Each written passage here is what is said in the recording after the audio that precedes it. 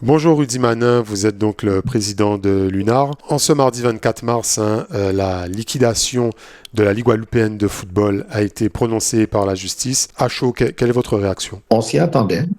On avait déjà été quand même briefé par la Fédération française de football qui avait dépêché une délégation de 4 personnes ici, dont avec le président de la Ligue du football amateur, un membre du COMEX, plus l'avocat de la Fédé et un autre membre du comité directeur de la Fédé. Ils nous avaient alerté, enfin pas alerté même, ils nous avaient demandé de les accompagner puisque ils expliquaient que la Ligue était en cessation de paiement. Donc aujourd'hui, on s'y attendait. On a un goût amer. On a un goût amer parce qu'on on peut pas se dire qu'on avait raison, puisque je l'ai dénoncé il y a plus d'un an. La mauvaise gestion est connue.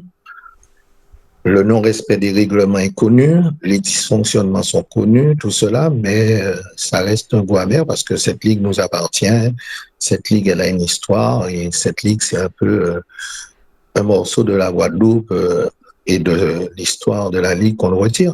Ça me fait un peu le même effet que lorsque ils avaient détruit le stade Pierre-Antoninus à Pointe-à-Pitre et on le savait qu'ils allaient le faire puisque c'était commandé et tout. Et quand on s'est collé à jouer dessus, on se dit qu'il y a quelque chose qui disparaît. Voilà. Mais on a vraiment un goût amer, une espèce de tristesse qui arrive maintenant. Après, il faut continuer. Il faut continuer parce qu'il y a des jeunes dans la rue.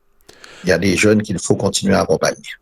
Alors Rudy Manin, donc vous l'avez dit, cela fait maintenant de nombreux mois, voire années que cette situation est dénoncée. La FFF était-elle au courant et est-ce qu'elle aurait laissé faire les choses? Alors, je ne peux pas répondre réellement à la place de la FFF. Ce que je sais simplement, c'est que ce sont les obligations qu'une ligue a. Une ligue a l'obligation de remettre les comptes à la FFF chaque année.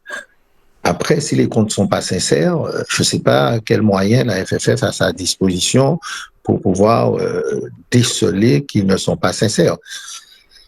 La FFF, la Ligue, elle adhère à la FFF, bien sûr, mais elle reste une association loi 1901 qui doit simplement répondre à l'obligation de la DSP que lui transmet la FFF, de la délégation de service public que lui transmet la FFF sur le territoire régional. Donc c'est une organisation connue, une organisation habituelle que la FFF met en œuvre sur l'ensemble. Chaque région de France a une ligue et chaque département, normalement, a un district. Donc, comme on est monodépartemental, ils ont supprimé les districts. Non pas la FFF, mais la Ligue de Guadeloupe.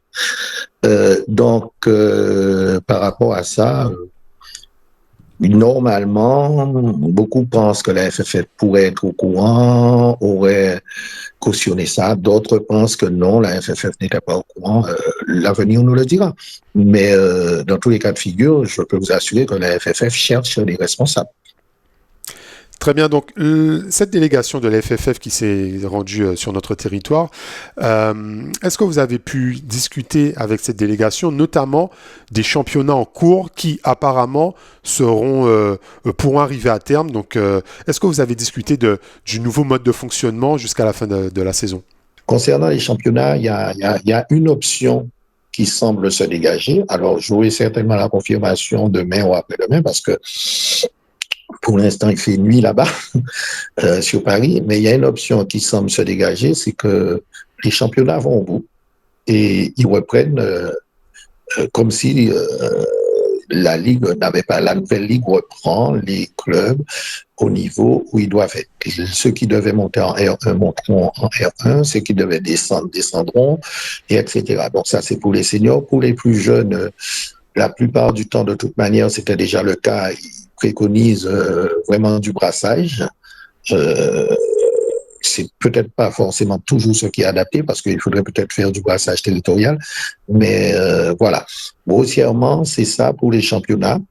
Euh, Par contre, concernant les règlements généraux, ils préconisent, ils nous demandent aussi de travailler avec eux. Donc, je leur ai dit qu'ils avaient déjà une base de travail sur ce que nous avions proposé, qui avait été rejeté, enfin, qui avait été non voté par la Ligue à l'époque, et les règlements de la Ligue avaient été rejetés à 77%.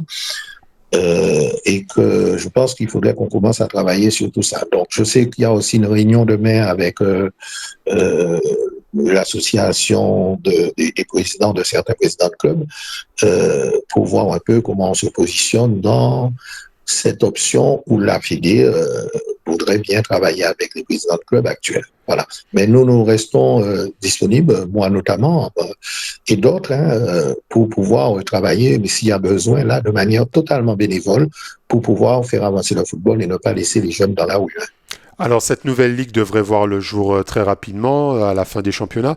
Est-ce que, de par votre expérience, et vous vous êtes présenté ces dernières années à la présidence de la Ligue Guadeloupéenne de football, est-ce que vous allez vous positionner avec votre équipe pour diriger cette nouvelle ligue? Alors, je ne me suis pas présenté ces dernières années, je me suis présenté juste une année, en 2024. Donc, c'est vrai que ça fait un moment que je dénonce, mais il n'y avait pas d'élection, etc. Donc, j'ai eu une seule élection, on a fait 38% des voix pour la première fois. C'est vrai que bon nombre de présidents me demandent de partir encore au combat sur ça. Je ne laisserai jamais les jeunes tomber. Quelle que soit la méthode, je ne laisserai jamais les jeunes tomber. Il faut simplement savoir que la présidence de la Ligue, pour moi, ce n'est pas une fin en soi. La présidence de la Ligue, quand je me suis présenté la dernière fois, c'est que je portais un projet auquel plusieurs présidents avaient adhéré, auquel la population footballistique, on va dire, adhérait, mais que d'autres présidents n'étaient pas convaincus parce que, bon, ils ont pensé, pour bon nombre qui m'ont fait cette remarque, qu'il fallait laisser l'équipe en place, continuer son travail, puisque ce qui était présenté tout au moins par cette équipe semblait, tout au moins, était un peu comme la robe de la mariée, et c'était très beau. Moi, je reste un pragmatique.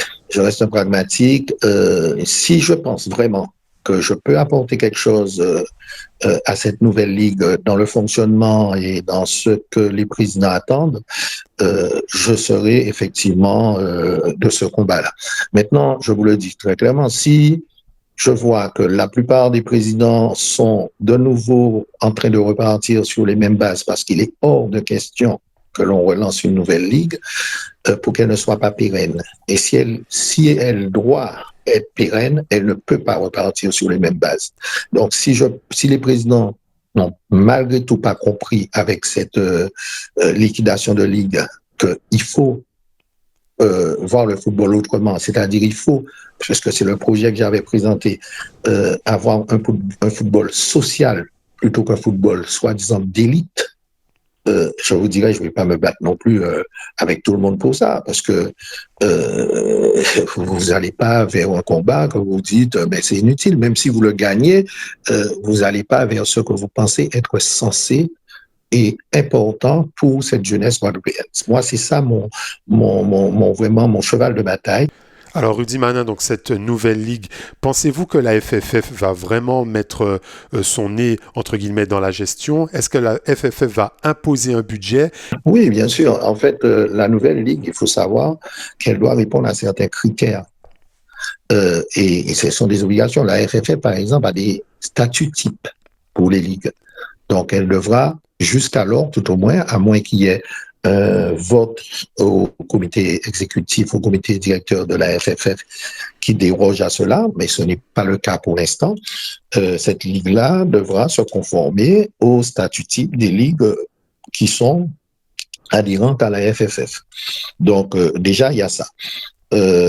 Après, cette nouvelle ligue, il y a vous rentrez dans bien sûr, les règlements généraux de la Fédération française de football.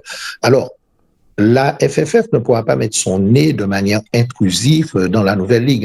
Là, on n'est plus avec un mandataire judiciaire qui va gérer. Non, ça n'existe pas.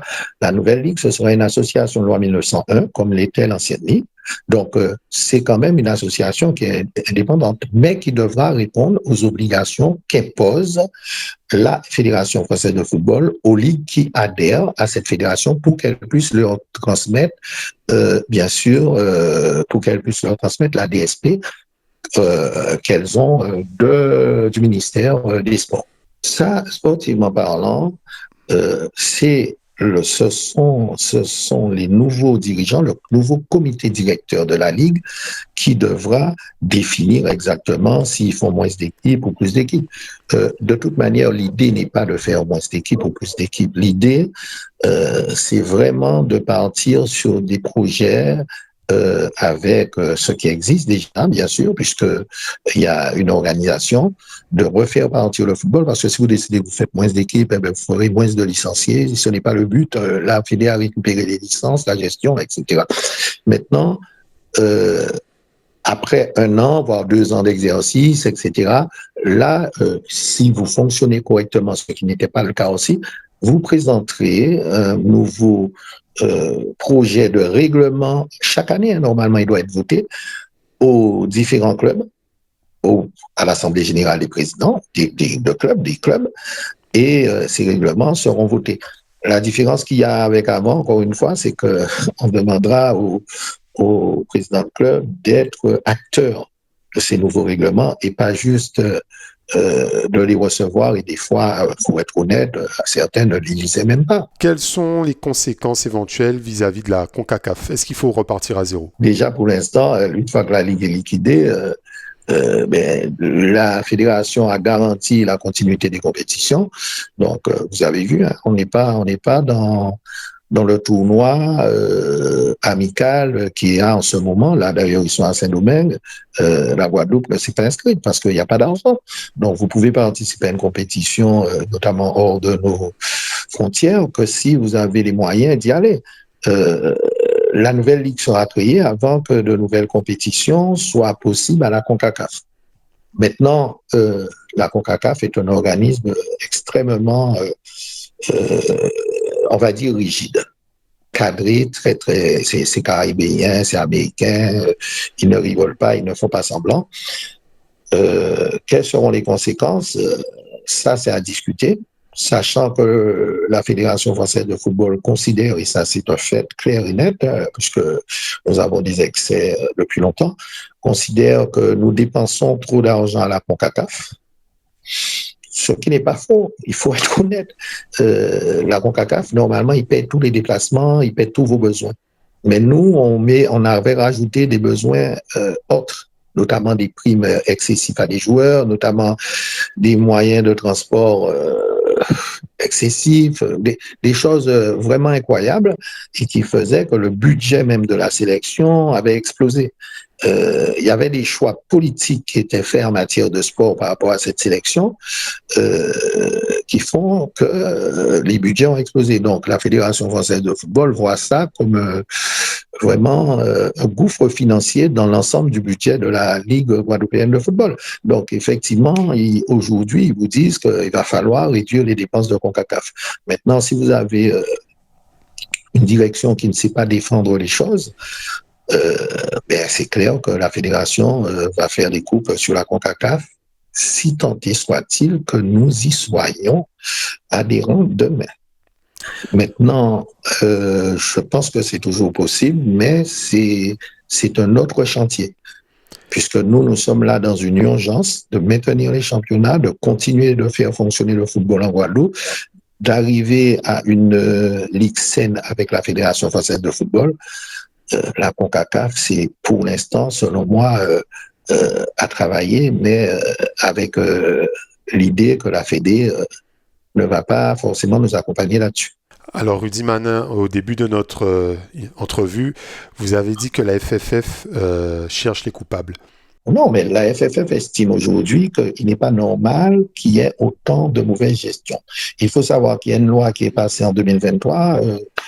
Je ne suis pas juriste, donc je ne pourrais pas vous donner exactement l'intitulé de cette loi, mais en gros, elle vous dit que lorsque vous gérez des fonds publics et que vous les gérez très mal, c'est-à-dire que vous mettez, par exemple, une ligue en liquidation judiciaire, parce que même si c'est une association, ce sont des fonds publics, puisqu'elle est justement bénéficiaire par voie de conséquence d'une DSP, à ce moment-là, les responsabilités doivent être établies, et que si ce sont les dirigeants qui en sont les responsables, ils devront faire face à leurs responsabilités.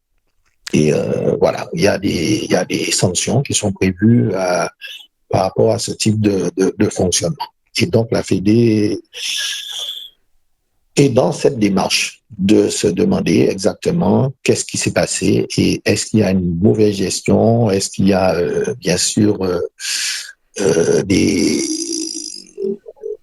des choses illégales qui ont été faites. Et par rapport à ça, bien sûr qu'ils sont sur ce type de choses. Mais il y a autre chose. Hein. Si vous regardez bien, il y a des organismes qui ont donné des subventions à la Ligue guadeloupéenne de football et qui aujourd'hui sont obligés de demander des comptes à la Ligue guadeloupéenne de football. Si on prend par exemple la Coupe Seine patrimoniale de l'an dernier, le vainqueur n'a pas reçu son prix. Et son prix, c'est de l'argent. Et le sponsor de la scène patrimoniale, de la Coupe scène patrimoniale, demande où est passé cet argent à la Ligue. Il y, aura, il y aura donc il y aura donc des poursuites judiciaires? Mais c'est pas moi qui poursuis, je peux pas me mettre. Mais en théorie, la Fédé pense se constituer partie civile selon ce qu'ils disent. Il y a déjà 2 dirigeants de la Ligue qui sont face à des poursuites judiciaires. Hein, donc, ce ne serait pas nouveau. Rudy Manin, je vous remercie d'avoir répondu aux questions du Pitch TV.